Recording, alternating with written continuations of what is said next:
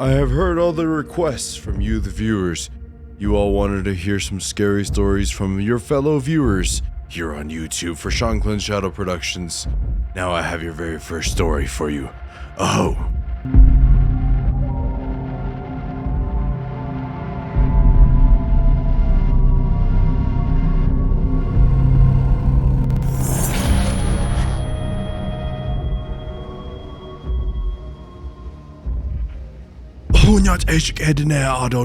Welcome back to another episode of Shanclen Shadow Productions. Now, as I have said in the intro, I have heard your requests that you all wanted to hear some stories from people just like you, viewers out there on YouTube that watch Shanclen Shadow Productions. And boy, I've got a couple stories, and these freaking terrifying. I have this all right here, and I'm ready to tell the tale. Are you ready? Oh. So for this tale and this purpose of helping keep his identity concealed, we're gonna go ahead and call him James Yazzie. Now, James Yazzie had always prided himself on being practical. He was 27, worked construction in Gallup, and drove a reliable but beat up red Chevy Silverado, and didn't believe in ghost stories. Well, not really. Yeah, he grew up hearing a lot of the old tales from his shimasane, or his grandmother, about skinwalkers, night spirits, shadow people who could wear your face and mimic your voice. He respected the old ways, sure, but he figured most of that stuff was just superstition and never meant to scare kids and keep them from wandering off in the dark. Until one night. It was late October and the wind was very, very cold, and James had left his cousin's birthday party in Fort Defiance. The party was over and the roads were quiet. He decided to take the old back road, County Route 12, past Crystal, through Narbona Pass, down to Shiprock. It was faster than the highway and he had driven it dozens of times before, but tonight felt strange. His radio was low and the old war song was humming softly through the static. The dashboard clock read 12:47 a.m. The moon was a silver dot behind the clouds, and the only light came from his high beams cutting through the high desert darkness. Then he saw it. A man standing on the shoulder of the road, alone, still, dressed in a thin gray hoodie and jeans, no bag, no shoes, thumb out, pointed to the heavens. James slowed down out of instinct. The guy wasn't waving, wasn't walking, just standing there, like he had been waiting.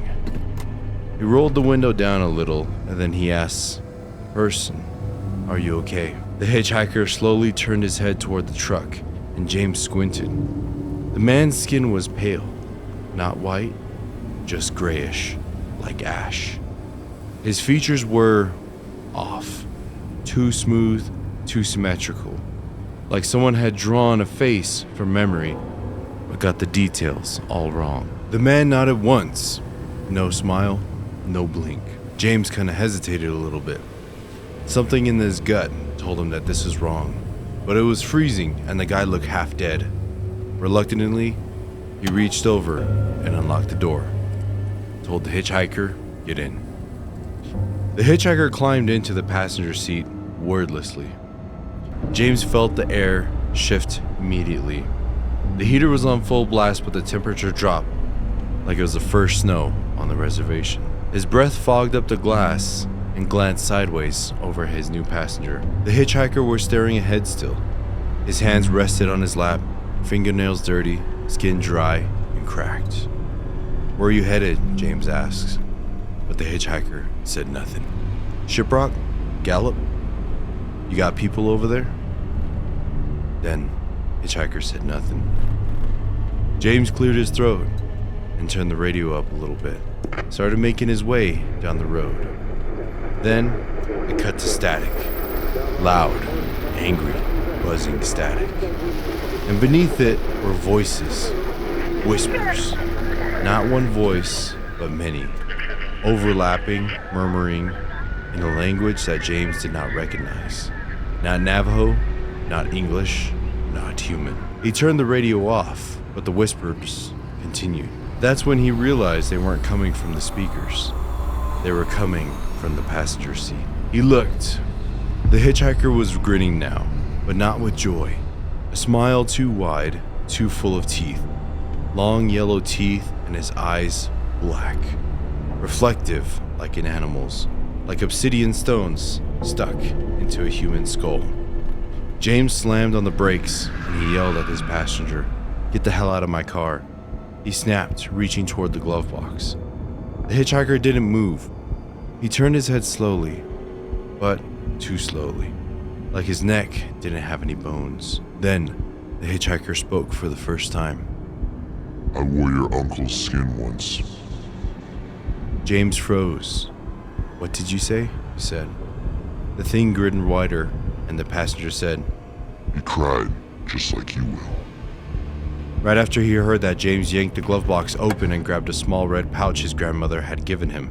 A protection bundle filled with cedar, pollen, turquoise, and other sacred items. He held it up like a weapon. The hitchhiker hissed at him. An unearthly, wet animal sound. Then his body twitched, like something was crawling beneath his skin. His fingers snapped backwards, joints popping, and the hoodie bulged as his spine cracked and shifted. And then he changed. In a blink, the man was gone, replaced by a shape that flickered between a man, a coyote, and a shadow, and something that looked like a rotting deer carcass on two legs. The smell of death filled the cab, roadkill and burnt hair. James screamed and flung the pouch at the creature.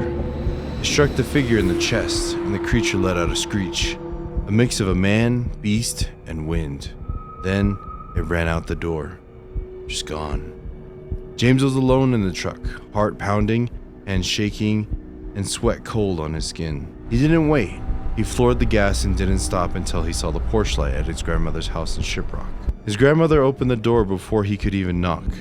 "You picked up something you shouldn't have." She helped him inside, sat him by the fire, and began to smudge him off. "Tell me everything," she said. He did, with every detail. Her face remained expressionless, and her hands moved quickly with purpose. When he was done, she nodded solemnly. "Yanagloshi," she said, "a skinwalker." James shook his head. "I thought that was just stories and warnings." She said, "They're real. Not all witches wear faces you can see. Some walk on roads waiting for someone to open their door." She circled him with the smoke and pressed down ash on his forehead. She said, "You need to pray. Tomorrow we go to the medicine man, and he will cleanse you, but tonight you stay here. You do not open any doors, no matter what you hear, not even if it sounds like me." James nodded with his heart pounding. Later on that night, James lay in a guest room under thick blankets and the pouch clutched to his hand. Just past 3 a.m., he heard it. 3 slow knocks on the front door. He held his breath. Then, his grandmother's voice came.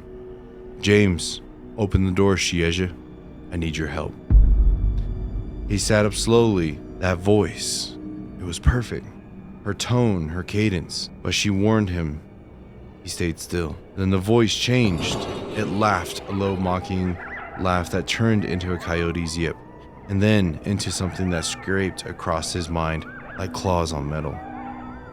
The doorknob rattled, and James whispered a prayer underneath his breath, and then he placed the pouch at the front door.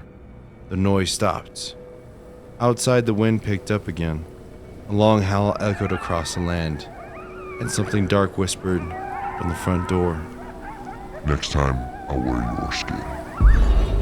James ended up going to sleep later on that night. He went to go see a medicine man, and from there on, I guess he told me in the message, he's not gonna be picking up anybody again. I read this story and I was just like, geez, man, that's just so crazy. Like, my grandpa always told me, he was like, you never pick up anybody that's hitchhiking unless you have a truck with a truck bed on it. And even late at night, it's kind of still sketchy. I know a lot of people on the reservation do get around that way through hitchhiking. So just be careful. Whenever you pick up hitchhikers, you don't know who they are. You don't know what their intentions are and everything. And you know that part when the Yanagloshi said, like, I wore your uncle's skin once. It's just crazy. So, you know, I just want to say thank you to this listener for submitting this story. I've honestly never been on that road that goes through Fort Defiance and then Crystal and then going to Shiprock and everything. But I looked up on Google Maps and everything, and it looks like very mountainous and everything. So maybe I have to go check it out. And maybe, hey listener, maybe we can go look at this, see if we can pick up that hitchhiker again. Maybe I'll be in the back seat this time. Maybe. But that's crazy though. Let me know in the comments, everybody, if you guys like that story. If you you know, again, I want to say thank you to this viewer, this listener on Shanclen Shadow Productions for providing such a really great story here. You know, so if you guys want to hear some more stories just like this, go ahead and comment down below. And yeah, that was really awesome and amazing. Few updates I have for you. So like I said, if you like these kind of stories, let me know. Be sure to follow Shanclen Shadow Lodge too. That's going to be my second channel. Just uploaded Skinwalker Hunt Map 1 Part 2 on YouTube, so go check that out. I'm also going to be looking into seeing if I could do some reacts videos on here, some things you see on social media or anything. I'll figure out a way where you guys can submit those, but be sure to follow me at official Shanclen SSP on Instagram. And yeah, if you want to become a channel member, go ahead and become a channel member. And I cannot thank you all enough for enjoying Shanclen Shadow Productions and all these stories and into horror. And yeah, just like I said, just be careful. Don't pick up anybody on the road. Just, if you do, make sure it's daytime and you got a truck bed. Put them in the back. You know, my dogs are barking outside, so I got to go take care of this. So thank you all so much for watching. Hope you have a good morning, evening, afternoon, wherever you are. Hook on it.